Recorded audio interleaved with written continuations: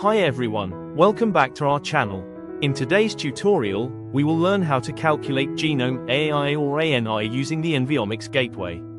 Whether you are working on bacterial genomics, comparative genomics, or phylogenetic studies, understanding ANI, Average Nucleotide Identity, and AAI, Average Amino Acid Identity, is essential for identifying genome similarity and species relationships. Now, copy the web page URL and paste it into your preferred web browser to access the site. It is compulsory to create a personal account to use Enveomics Gateway. Don't worry, signing up is quick and free, and having an account lets you upload your genomes, track your analyses, and manage your results efficiently. Log into your account. You can also perform a one-way AAI calculation. We will use the genome matrix option, which allows us to analyze up to 50 times 50 genomes simultaneously. You need to compress your files before uploading them to the platform.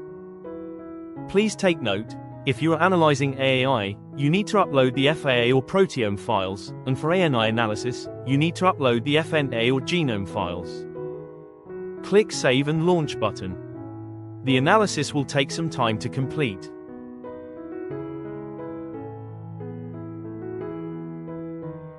Once completed, you can access the results on the right-hand panel. Once ready, download the out.dist file.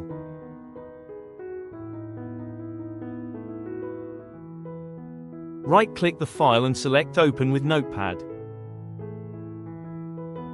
Select all the content, copy it, and then paste it into an Excel spreadsheet. The value is expressed as distance, calculated as 1 minus AAI. Lower values indicate greater similarity between sequences, with 0 meaning they are identical.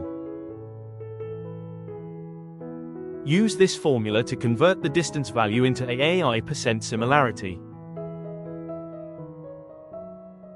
Please note that you can also calculate ANI for 50 times 50 genomes, but be sure to use the genome files instead of the proteome files.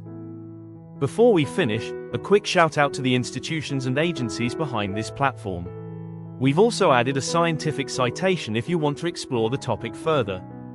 Thank you for watching. If you have any questions or inquiries, drop us a message in the comments below. We'll be happy to help and respond as best as we can. If you found this tutorial helpful, make sure to like, share, and subscribe for more content.